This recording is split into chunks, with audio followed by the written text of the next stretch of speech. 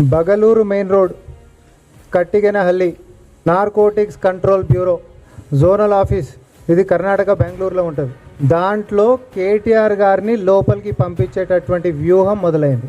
గతంలో హైదరాబాద్లో డ్రగ్స్కి సంబంధించినటువంటి సెలబ్రిటీలకు సంబంధించినటువంటి డ్రగ్స్ మ్యాటర్లో ఒక హీరోయిన్ ఇచ్చినటువంటి స్టేట్మెంట్లో కేటీఆర్ గారి పేరు ప్రస్తావనని ఈరోజు బీఆర్ఎస్ పార్టీలో ఆధిపత్య పోరు కోసం తాతాలాడుతున్నటువంటి ఒక టాల్ పర్సనాలిటీ ట్రబుల్ షూటర్లు మరి ఆ స్టేట్మెంట్లోని కేటీఆర్ పేరుని వాడుకొని నార్కోటిక్స్ కంట్రోల్ బ్యూరోలో కేటీఆర్ని ఇరికించేటటువంటి కుట్రలు చేస్తూ ఉన్నారు.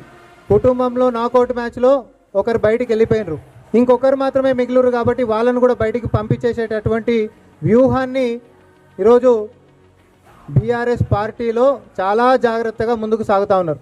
అప్పటి కేసులో ఆ స్టేట్మెంట్లో ఉంటున్నటువంటి పేరుతోటి ఎప్పటికైనా భవిష్యత్తులో ఇరకాటంలో పెట్టొచ్చు అనేటటువంటి దురుద్దేశంతో తద్వారా రాజకీయ లబ్ధి పొంది ఆ పార్టీలో ఆధిపత్యానికి వచ్చి పార్టీ పగ్గాలు చేతబట్టాలనేటటువంటిది నెక్స్ట్ కాంపిటేటర్ అయినటువంటి టాల్ పర్సనాలిటీకి మాత్రమే ఉంటుంది. కాబట్టి ఈ కుట్రల పాపం ప్రపంచానికి తెలియకుండా చేస్తామని చెప్పి అనుకుంటున్నట్టు కానీ దురదృష్టవశాత్తు అన్ని విషయాలు బయటకు వస్తూనే ఉంటాయి.